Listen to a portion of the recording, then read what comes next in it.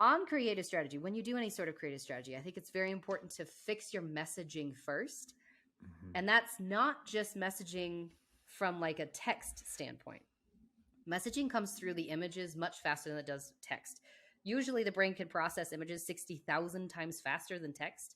So as you're scrolling through Facebook, this is what's getting you to stop first, not necessarily this.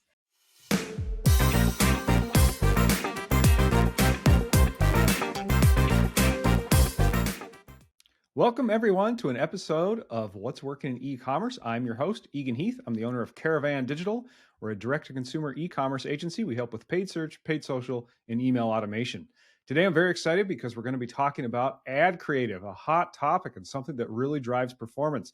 We have Sarah Levinger from HG Performance Creative. Sarah, thank you so much for joining us. Thank you. I'm super excited to be here. I'm just excited to kind of talk more about like the creative side of paid advertising because, like you said, it's like a really big hot topic. Something I think a lot of people are interested in learning more about. So yeah, I'm excited to be here. Thank you. Tell us a bit about, kind of your company and what you guys do and how you got into this. Yeah. So I run a company. I'm a founder of a company called HG Performance Creative. And originally, we actually started out with basically just doing a ton of consumer behavior research for the brands that we work with. We work with both brands and agencies. And we started based out of necessity.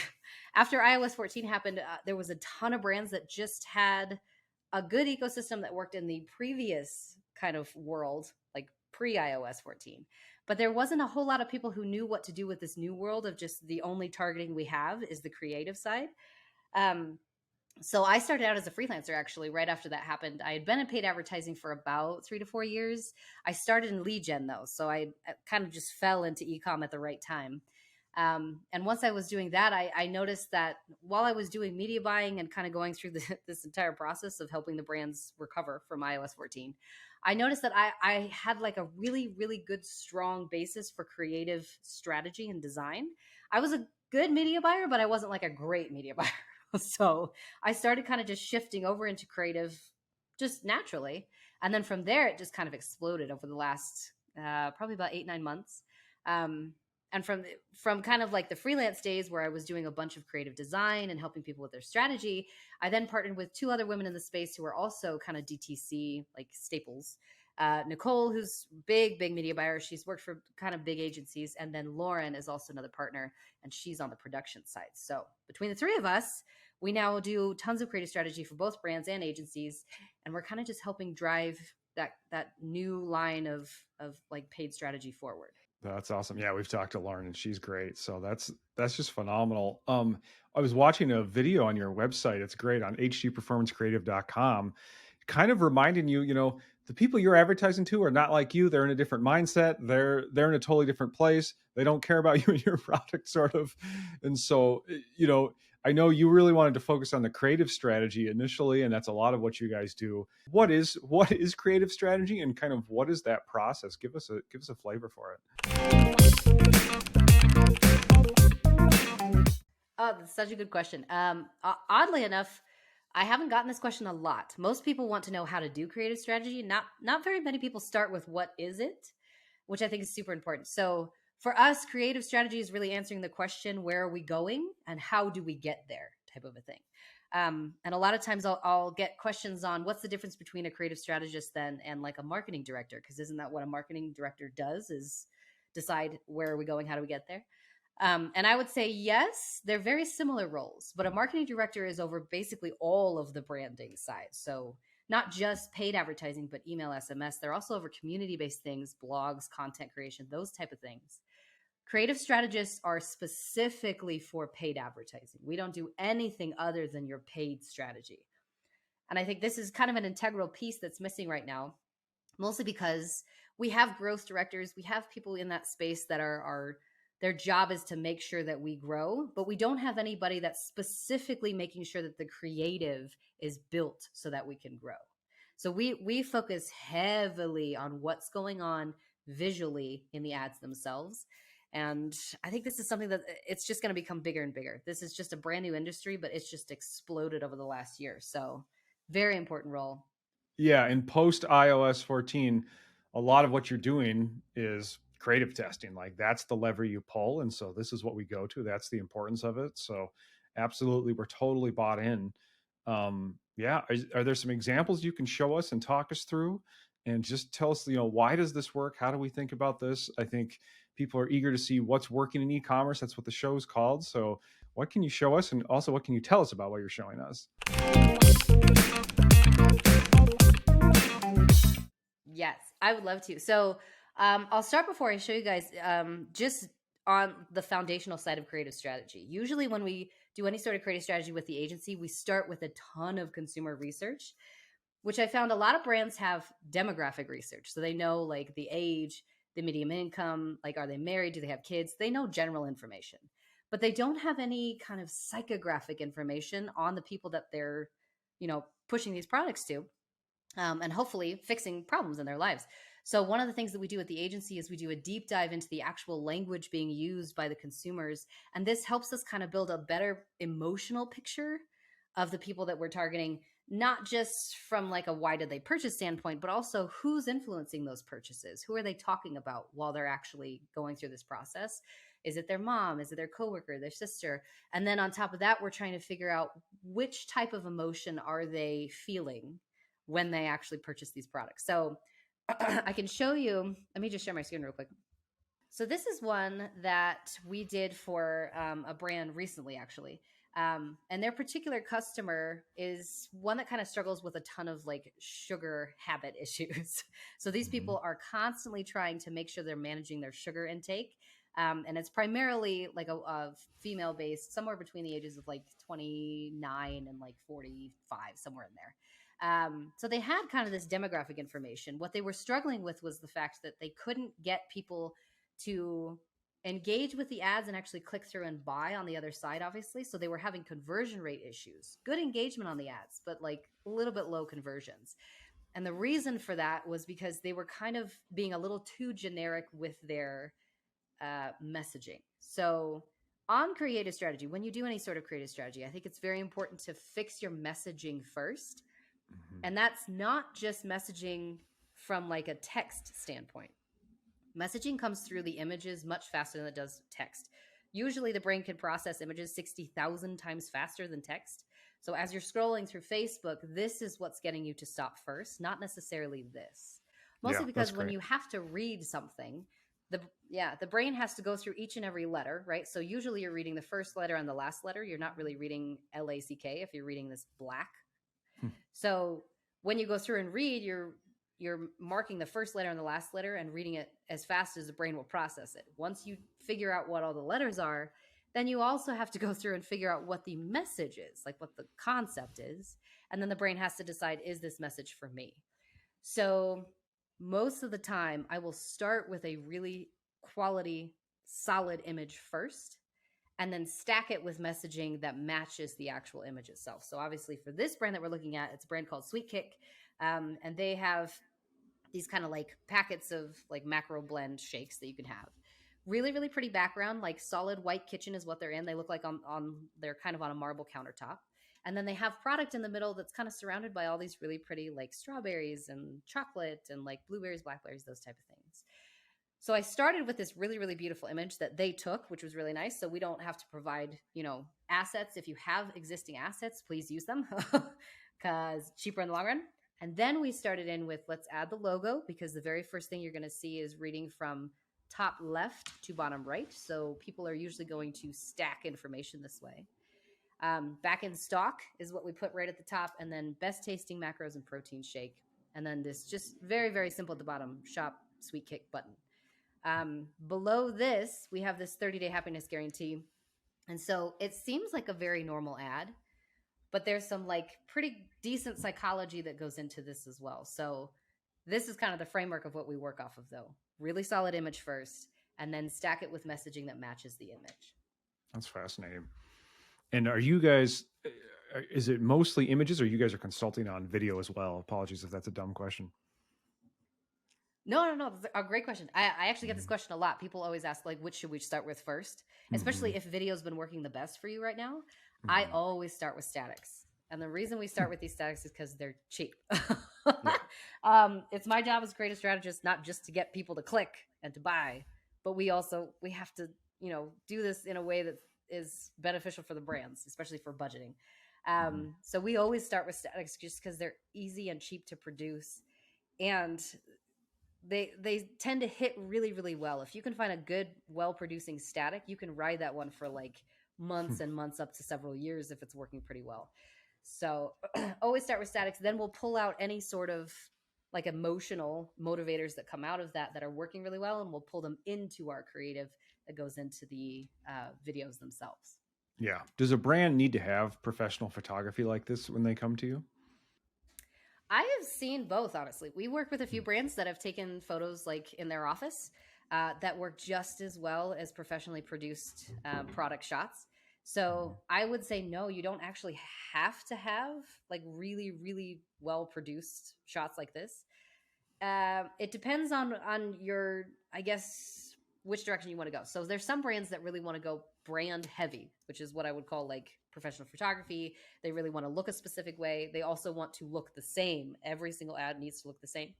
And then you have some brands that are like, we don't really care what the brand looks like. We're really heavily focused on performance this year. And those are the brands that we can get a little bit more creative with, and we don't have to do as much of this style of work. So yeah. Yeah. What strikes me also about some of those examples of we're well past the old 20% text on the image mark of in the post iOS 14, you got to really use every pixel there. And so we've got strong combinations of text and images. And then we're using all these, principles of persuasion. I saw all this social proof of how many reviews they have. There's kind of this sense of urgency too of if it's back in stock is the implication that it's going to go out of stock again. And then kind of the things that might be yeah, the things that might be bullet points on a product page are kind of called out in these like bubbles of, hey, here's what to look at. Here's a feature and benefit, right? Yeah, exactly. Yeah. And some of this goes deep into just how the platforms get used themselves. So obviously for this particular brand, they have a lot of blue. Their brand just is blue and orange. That's the colors that they chose. Facebook is also very blue. So in that respect, I would say it's my job as creative strategist to make sure I balance that kind of like design style and the messaging and the psychology, like, and the media buying. So I try really, really hard to make sure that no matter which platform we are purposefully running ads on, we have to make sure that we're not forgetting good design principles. Because again, Facebook is one that you scroll and scroll and scroll.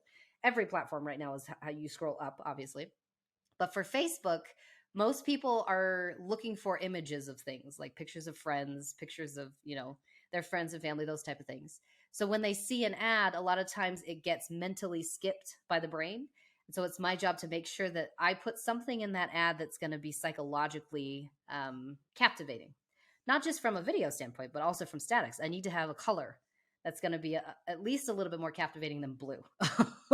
Because Facebook is very blue, and that's across the board. Every platform, we need to think about what's in the ad that's going to get people to stop, especially when it comes to statics. So Yeah, stand out on the platform, observe good design principles. That's all solid. That makes sense. I sense that when you kind of said, hey, before we jump into this, there's a lot of research that goes into it. I can tell it's an important piece. I know the copywriting side of things, but obviously you're doing a lot more than just copy.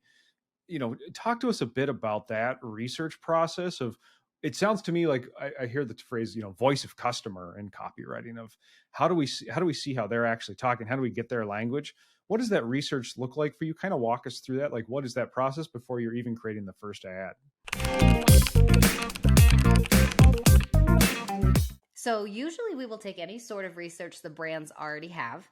So if they have survey data, if they have any sort of like, customer data that they've done, if they've done actual like paid research before, we'll take any of that and basically just compile it together so that we have that information. But we always do our own internal research. And that's just because our research style is very different, I think, than most research styles, which is very survey based.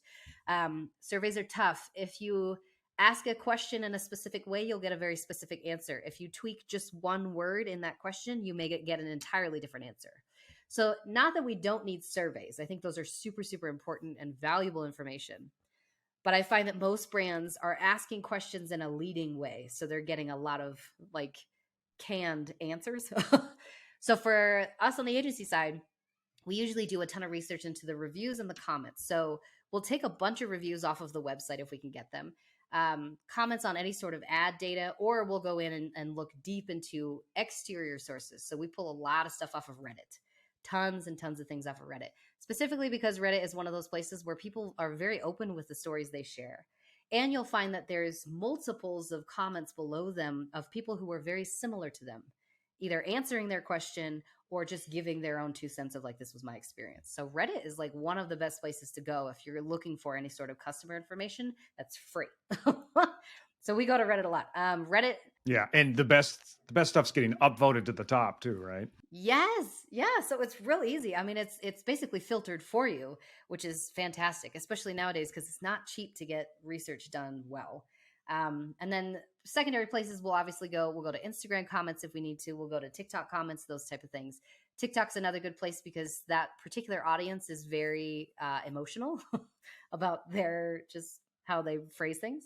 So we'll pull that all down into a spreadsheet, and then we go through and do what's known as NLP process. So we're doing natural language processing, and this is helping us to basically categorize every single comment into 9 different emotional motivators.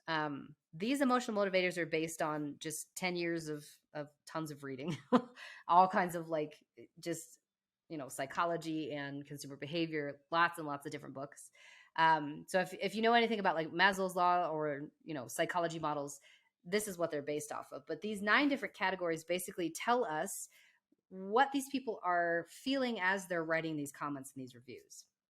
From those, we can actually go through and pull up frequencies. So if we see a lot of like 9s, which if we categorize as a 9, it usually means experiential based. So these people are looking for more tactile things. They like experiencing physical things. If we see a lot of 9s, then that usually tells me we need to push heavy into this messaging of this is a good experience for you. If we see a lot of 8s, 8 usually means empowerment, then we're seeing a lot of people who are talking about the fact that like this product made me feel like I could accomplish something. It empowered me to feel better in my life. So I'll do that. I'll push the empowerment into the ads, and we'll start running tests on the empowerment. So we're running tests on emotional categories, not necessarily angles, if that makes sense. We'll combine angles afterwards, but first I want to see, which emotional category is working the best right now. And I hate to say this because some people get freaked out, but this will change. Like right now, we're seeing a ton of people that are going into the Christmas like holidays. So the brands that we're doing a ton of this for right now, a lot of people are in this security. I want to feel comfortable. I want like cozy home type stuff. So we're seeing a lot of comments being categorized with security. That will change in January. January comes and it's like new year, new you type of a time. So we'll probably see a lot more people in the empowerment category, and it changes and changes and changes. So we do this about once a quarter just to make sure that we're still hitting the correct terms. Wow. Can I, when you guys categorize these, are you doing that manually? Do you have a proprietary system that's doing that? Are you just kind of going through and coding them? We are currently doing it manually, which is hard. It takes a lot of time. My brother actually works for MyFitnessPal. He's a data analyst guy. So he built me kind of like a system that we could use to do it basically automatic. The problem is you have to train these NLP systems. And I didn't know any of this before I started doing this. I was doing it all by hand just because I found it interesting. And the language analysis was beneficial to me because I was, it was really, really good results for paid advertising. Usually from the start of the year till about now, on average, I see about a 40 to 50% drop in CPA from using this particular system. So the cost benefits of doing language-based analysis is intense. I think the best I ever got was 49% drop, and the worst we ever got was 37%. So yeah, I mean, it's extremely beneficial, but right now we have to do it all by hand. And that's time consuming, but it's worth it. Time consuming and worth it. That's awesome. And then those 9 categories, it sounds like you've built those up over the years of different sort of, I would call them psychology models and schema. Do you share those? Can you talk through some of those or all of those 9? What is 1 through 9? Yeah. So usually when we go through and categorize these up, and I'm going to pull up one of these reports, mostly because it's easier just to show you than it is to like try and explain it. I wasn't sure if you guys share this, so this is gold. Thank you. It sounds easier than it actually is. I'm Because we have to sure. go through and basically make a judgment call as to like, Hmm. yeah, exactly which one is working. And I've been doing this long enough now that like I kind of have an idea of which one is which. So from 1 through 9, usually these are chunked into categories. Number 1 is usually acceptance. So this goes into like what are people feeling when they want to be accepted and they want to belong to a group. So this is very community heavy when we talk about acceptance. Number 2 is usually esteem. So this goes into I want to be noticed. I really want people to accept me, but I also want to be elevated a little bit. They want to feel I guess like a little bit more on top of their game when they talk a little bit more about esteem. Number 3 goes into nurturance, and this one comes up a ton, especially if it's heavily weighted towards like a female demographic.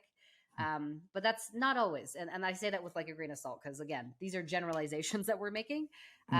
to But just help us figure out which emotions we should be hitting the most. So this might be yeah, something I'm feeding my children or something like that. Is that right? yes, exactly. Hmm. And nurturance, like I said, doesn't always have to be female based. Hmm. It comes up a lot in female based ones, but sometimes you'll notice that like father to son is a pretty big nurturance one that hits a lot. Sometimes we also see bosses to coworkers, like bosses to their actual employees. Nurturance comes Hmm. up a lot there as well. So Yeah. it's one of those categories that just it can be across the board. It really does have to do with like I just want to care for the people in my life. So yeah, this one's really fun and like dear to my heart because as soon as we start seeing a lot of threes, I'm like, oh, this is such a nice Hmm. crowd. Yeah. So number 4 has to do with freedom. Freedom Hmm. is almost always like I want autonomy. I just want to feel like I have control over my life. I want to be in control of the choices that I make, the decisions that come in. Freedom is a big one, and it's this one's very powerful, especially if you can hit it correctly in the messaging. Competence is 5, and this has to do with like I want to feel like I'm smart. I want to feel like I'm very good at my job. I also want to feel like I know what I'm doing, right? So this is pretty big if you're in any sort of SaaS product. Competence comes up a ton for these type of people, mostly because they're using the product as a way to kind of help themselves gain an edge over competitors. So number 6, guaranteeing success. This one is what we call security. It's not necessarily physical security or emotional security. It's more about like I want to make sure I can hit the goals that I've set out for myself. Um, this one is a ton. 6 comes up a lot. Everybody always Hmm. wants to make sure that they have the best chance of achieving goals that they can. So this one we see a lot. Accomplishment is the next one, and this one is like very similar to esteem, but accomplishment seems to come up when we start noticing a lot of language focused towards more a little bit more goal setting and trying to accomplish specific goals. So it's very similar to Hmm. success as well. But this one has to do more with like life goals in particular. So I want a new Yeah. job, I want to buy a house, I those type of things. Yeah. I'm seeing And the some. last two, oh, I'm sorry, To- go ahead. I'm seeing some Tony Robbins ads on YouTube, and I think they're hitting that one pretty hard. Yes. Hmm. Yes. Tony Robbins actually hits his messaging really well for this accomplishment. Like I Hmm. want to succeed at things type of a message. So yeah, his are really good. Empowerment is second to last. This one, obviously, we talked about a little bit, but empowerment has to do a lot with just I really want to feel like I can achieve things. Again, some of these are pretty similar, but once you get down to the nuance of it, it's more about like I want to feel good about the decisions that I'm making, type of a thing. And this one comes up a lot, oddly enough, in apparel. I've found anytime we do any sort of analysis for apparel, empowerment comes up a ton, especially in kind of the athleisure space. And then last is obviously number 9 is experience. So this has to do with the actual physical experience of things, drinking something, eating something, or the experience of Hmm. putting on clothes, the experience of nice shoes, that type of thing. So we will go Yeah. down and just categorize every single comment with the ones that we see, and then we'll Hmm. check frequencies from there. That's what that second tab was, I assume. Of here's all the comments, and we're going line by line by line. Which one is this? By line. Yep. Is each one only one, or can one line hit multiple? So this is the reason why I really want to. One of my goals this year is actually to build out the NLP process, the automatic one, because it can just do thousands of comments within a couple minutes. It can also tell the difference between two motivators. So almost always we will find a comment that has two separate lines of emotions coming in, which is hard because then we have to make a judgment call of like, okay, we have to pick one. So which one is this comment leaning the most towards, which usually it's pretty weighted where it's, it's a 2 and it's a 5, but it's mostly a 2. So then we'll chunk it up to a 2. And the reason we don't do both um, is mostly because we could spend weeks and weeks and weeks analyzing this stuff, but this is paid advertising. Like, we need to move as fast as humanly possible. And so far, we haven't really needed to get secondary motivators analyzed. Because like I said, we've been able to generate some extremely good CPA drops just with the primary ones. So far, this is working. I'm hoping to get an automated system to do it so that it'll be faster and I can get more data. Pretty incredible. Thank you so much for showing that. Can I ask, are you also looking at Amazon reviews, and then do you look at competitor, reviews and comments as well to see where, I know it's kind of a separate thing of where are people unhappy, what were they happy with, etc. Yeah. Yeah. So we will do Amazon reviews if you're on Amazon. Some of the brands that we work with don't have anything on Amazon right now, so we just, work off of what we have. I don't like to analyze competitors' reviews, and there's a good reason for that. Depending on the messaging that your competitors have been using, they could be bringing in a totally different person than you want to bring in. Because again, the brain processes things extremely quickly, but it's all subconscious. So we're processing most of our like daily tasks and choices through the subconscious, which is 95% of our processing power. So our like itty bitty 5% of actually making logical decisions really doesn't come into play when we're scrolling on Facebook and we have to make like a millisecond decision as to whether or not we want to click on this ad. So I don't love to do competitor research just because their messaging is different, their branding is different, their colors are different. That brings in a totally different person because it's all being subconsciously processed. So I try not to if I don't have to. Wow. Are there particular books or resources that helped you build that 9 motivator model? Yes. Oh my gosh. So this one in particular was built off of my good friend Will Leach. He actually works in big data. So he works for Pepsi, Coca-Cola, Frito-Lay. And Will Leach wrote a book called Marketing to Mind States. And I read it probably about 2 years ago. And now I just reread it about every 6 months because it's just such a good book. And our models are very, very similar. So mine was kind of coming into play like before I actually read his book, which is just funny that we were kind of creating the same system at the same time. But his really helped me kind of solidify what I wanted to start categorizing with. And his book is just amazing. He also goes really deep into the emotional motivators, and he goes into the differences between like an optimistic kind of a motivator and what he calls kind of a preventative motivator. So pessimist versus optimist, and how people view the world will change how you purchase products. So his book, top book, I would say go read that one. All right. Marketing to Mind States. Love it. I'm going to buy that right away. Sarah, do you have time to show us a few more ad examples and kind of call out the 9 motivators? Yes. Yeah. So let me pull up one here.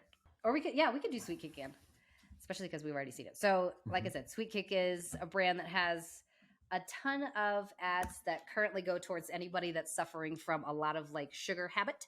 And so their products are very, very focused on anybody that really just needs help kicking that habit. So this one in particular, obviously at the top it says back in stock, back in stock. That one, we're basically trying to continue using best practices for paid advertising. So I wouldn't say that you need to cut out a ton of stuff from your ads.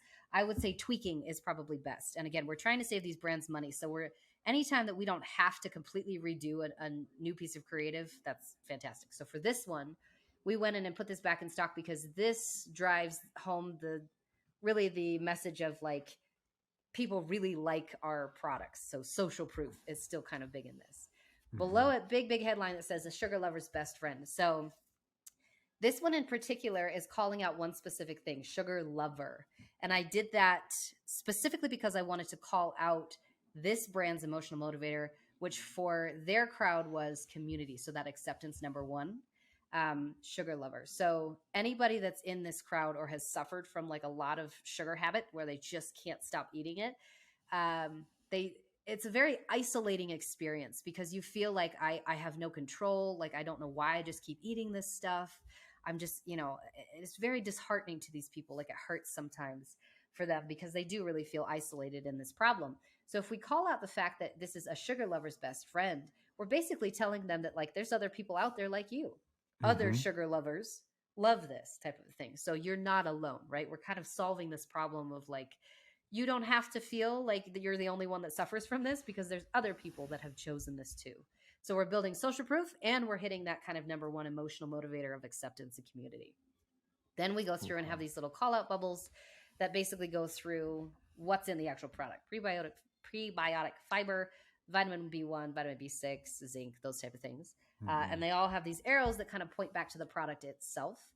This is kind of hitting on that emotional motivator of like competency, right? So these people not only want to be a part of a group, but they also want to see that like I'm making a good decision by purchasing this particular product. So anytime we can call out what's in the product itself, it helps a lot for anybody that's looking for a competency fix, basically. And then from there, obviously, just it's a beautiful product, so that helps a lot. Eye catchy because they Mm-hmm. have this big orange dot right on their product, and that's very difficult to. I mean, if you were scrolling past this, you would Mm-hmm. have a hard time not stopping at this Yeah. because in a sea of blue, there's this giant orange dot in the middle, and your mind would just go straight to like, what is that? Why is that happening? Yeah. I was thinking So the brand name is this very is kind of how concise we on start what it piecing it helps you together. do as well. Yeah. Yeah. Mm-hmm. Yes.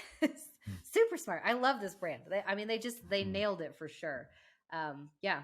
And so that's kind of how we like build in some of these pieces into here. Again, it's not hard. It's just more time consuming than anything else because it takes a lot of thinking about what does this person suffer from and how can we message to them so they know we are talking to them. That's perfect. I always think of Seth Godin. People like us do things like this. So I think you're really hitting that. Do you have time for one more, Sarah? Do you have time for one more? I would love to just see some more creative. You're so good at this. Like, it's just such a privilege to be able to see what's working in the wild with this. So thank you. There's quite a few people I think that have a very different process than I do. And Mhm. some people that I've talked to are like, this seems like overkill. And it might be. I mean, Mhm. some brands are just not into this and just don't have the time for it, which is totally fine. But if you're a brand that has hit a ceiling and is like, we just cannot get past this point, like we have tried everything to scale these ads and I'm just running out of ideas. This is a really good way to fix that because now we're taking this into a level of like, okay, what's the psychology behind the actual people that you're pushing these products to? What do they want to hear? And what's important to them just in life in general?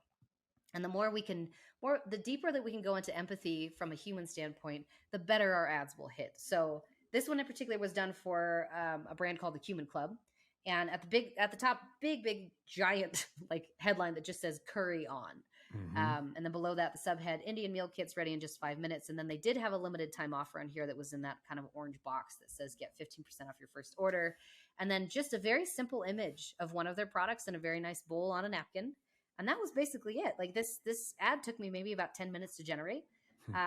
But specifically for this audience, they're very, very busy. That was one of the biggest things that came out of our research was that these people were just dying for some empowerment. They were like, I am so busy, I don't even have 5 minutes at lunch to make Mhm. lunch. Like, that's how busy I am. So, this curry on, quote unquote, message basically Mhm. tells them that, like, carry on with your day, right? We're going to solve lunch for you. So, you can just keep going, like, keep hustling. You're doing great. Like, let us take care of lunch and you guys just keep doing your life. So it really pushes home this like Indian meal kit ready in 5 minutes kind of a message very, very quickly. And then anybody who's really into Indian food will know what this particular dish is. So it's very eye catching to a very specific audience. So again, very easy to build this stuff in. It just takes some front loading the work, which for us is always research. Yeah, I think I might be in the demographic for that one because it looks delicious and like, hey, it's nice and easy and quick to make. So that sounds good. It does look good. And I've tried them. They're so good. Yeah, yeah. Well, and again, this worked really well. For a long time, this ad was just crushing it because like that their audience was like, I get it. Like this ad gets me. And that's why we produce ads. The only thing a person should be saying to your ad is this ad gets me. Just wow. Well, Sarah Levinger, you've over delivered once again. hgperformancecreative.com is the website. Sarah, where should people follow you, and where should they reach out to you, and also just who's a good fit, who should try to work with you here? Yes, yes. So please, please, please follow me on Twitter. I am over there all day, every day. And yeah, just anybody that wants to kind of learn more about what I'm doing, I'm tweeting constantly about a ton of consumer psychology, lots of economics that go into it, and really just more about the emotional motivator. So if you want to learn about that, go follow me at Sarah Levinger on Twitter. And then right now we are kind of shifting into a couple different ways. So like I said, we're going kind of agency way for a little while, where we were producing these kind of strategies for people, and now we're shifting more towards consulting and a little bit of training. So if you have a team, any sort of brand, even if it's like a hybrid team where you're working with an agency and there's some people in house, it's much easier if you can train somebody internally to do this type of work than it would be to hire somebody, specifically because it's expensive. Like, it's not cheap to hire someone to do this type of strategy for you. So if you're interested, take a look at hdperformancecreative.com. We're going to be updating a ton of stuff over towards trainings and teachings, just to kind of fill that gap in the industry, because it's wide and deep right now. So yes, those are the best places to find me. All right. Well, we'll be following. We'll definitely be taking your course and your trainings as well. So, Sarah, thank you so much for coming on and sharing what's working in e-commerce. Thank you.